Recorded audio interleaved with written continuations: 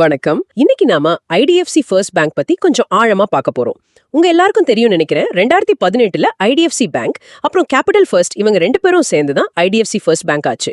இப்போ எப்படி ஒரு ரீட்டைல் ஃபோக்கஸ்ட் யுனிவர்சல் பேங்கா மாறிட்டு வராங்க, அவங்களோட லேட்டஸ்ட் பெர்ஃபார்மன்ஸ் அதாவது FY25 ரிசல்ட்ஸ் எப்படி இருக்கு, ஃபியூச்சர் எப்படி இருக்குன்னு பார்க்கலாம். இதுல நீங்க கவனிக்க வேண்டிய முக்கியமான விஷயங்கள் என்னன்னு இப்ப பாத்துறலாம். சரி, ஸ்டார்ட் பண்ணலாமா? முதல்ல ரீசெண்டா சில முக்கியமான விஷயங்கள் நடந்திருக்கு இல்லையா?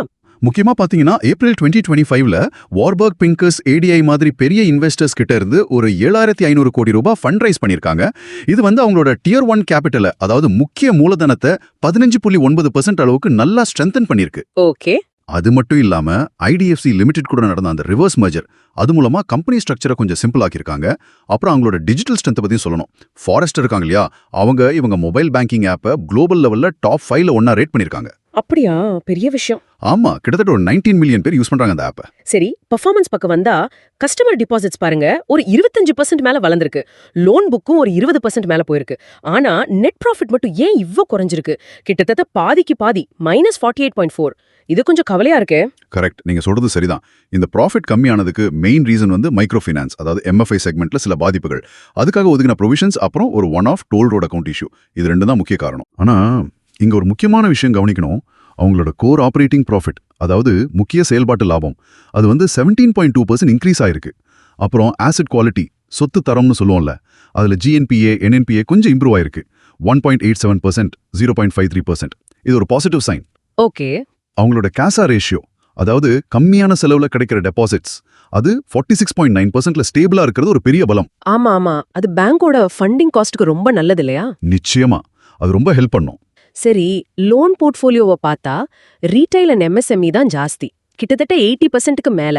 அங்க NPA கம்மியா இருக்கு, 1.63%ன்னு சொல்றீங்க. அது நல்லது. ஆனா நீங்க சொன்ன மாதிரி மொத்த லோன்ல வெறும் 4% தான் MFI. ஆனா அங்க NPA பார்த்தா 7.71%. இது கொஞ்சம் ரிஸ்க் தானே?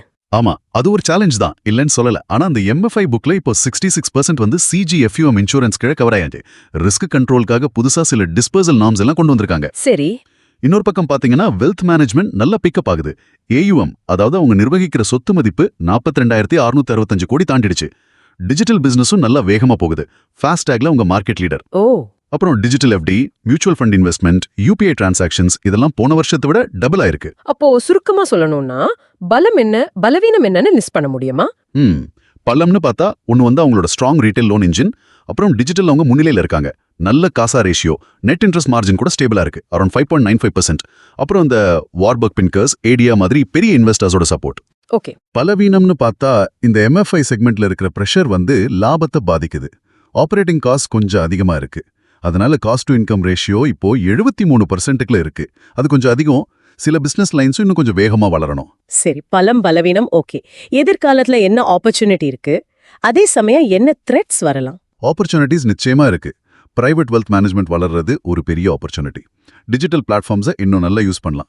பேங்க் சைஸ் பெருசாக ஆக ஸ்கேல் அதிகமாகும் போது காஸ்ட் குறைய வாய்ப்பு இருக்கு. ரூரல் NRI பேங்கிங்லயும் ஃபோக்கஸ் பண்ணலாம். த்ரெட்ஸ்னு பார்த்தா HDFC, ICICI மாதிரி பெரிய பேங்க்ஸ், அப்புறம் புதுசா வர ஃபின்டெக் கம்பெனிஸ், இவங்க கிட்ட இருந்து ரீட்டைல் கிரெடிட் மார்க்கெட்ல போட்டி ரொம்ப ஜாஸ்தி.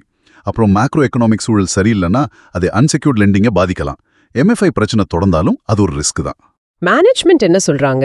அவங்களோட விஷன் என்ன டார்கெட் வச்சிருக்காங்க? அவங்க ஒரு tech first universal retail bank ஆகணும்னு ஒரு குறிக்கோள் வச்சிருக்காங்க. ரீட்டைல் டெபாசிட்ஸ், ரீட்டைல் லோன்ஸ் இதுல வருஷத்துக்கு ஒரு 25% growth எதிர்பார்க்கறாங்க. 25%? நல்ல டார்கெட். ஆமா. அப்புறம் அந்த ஹோல்சேல், இன்ஃப்ரா லெண்டிங் இதெல்லாம் கொஞ்சம் கொஞ்சமா குறைச்சிட்டு low risk secured retail loans பக்கம் அதிகமா போறாங்க. முக்கியமா அந்த காஸ்ட் டு இன்கம் ரேஷியோவை FY27க்குள்ள 65% குறைக்கணும் டார்கெட் வச்சிருக்காங்க. அப்போ இதுல முதலீடு செய்யலாமா வேண்டாமான்னு யோசிக்கிறவங்களுக்கு என்ன அட்வைஸ்? இது ஒரு லாங் டேர்ம் வியூக்கான வாய்ப்பா பார்க்கலாம். அதாவது இந்தியாவோட ரீட்டைல் பேங்கிங் செக்டர் நல்லா வளரும் நீங்க நம்புனீங்கன்னா, அப்புறம் அந்த MFI பிரச்சனையால வர்ற ஷார்ட் டேர்ம் ப்ராஃபிட்ல உத்தார்ச்சடாவும் அதை பத்தி பெருசா கவலைப்படலன்னா, ஒரு நல்ல டெக்னாலஜி பேஸ்ட் நல்ல கேபிட்டல் இருக்கிற பேங்க் வேணும்னு நினைச்சா கண்டிப்பா IDFC ஃபர்ஸ்ட் பேங்கை கவனிக்கலாம். ப்ராஃபிட்டபிலிட்டி ட்ரெண்ட்ஸ் எப்படி இருக்கு, MFI செக்மெண்ட் எப்படி ரெக்கவர் ஆகுது, அந்த காஸ்ட் டு இன்கம் ரேஷியோ குறையுதா இல்லையான்னு பார்த்துக்கிட்டே இருக்கணும். ரொம்ப தெளிவா சொன்னீங்க. அப்போ நீங்க யோசிக்க வேண்டிய ஒரு முக்கியமான கேள்வி இதுவா இருக்கலாம். ஐடிஎஃப்சி ஃபர்ஸ்ட் பேங்க் ஒரு பக்கம் பெரிய வளர்ச்சி லட்சியத்தோட போயிட்டு இருக்காங்க.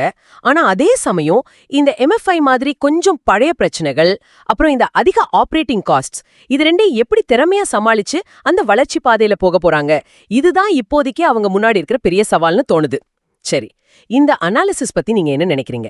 உங்க கருத்துக்களை கீழே கமெண்ட்ல சொல்லுங்க. இந்த உரையாடலை கேட்டதுக்கு நன்றி. அடுத்த ஒரு டாபிக்ல சந்திக்கலாம்.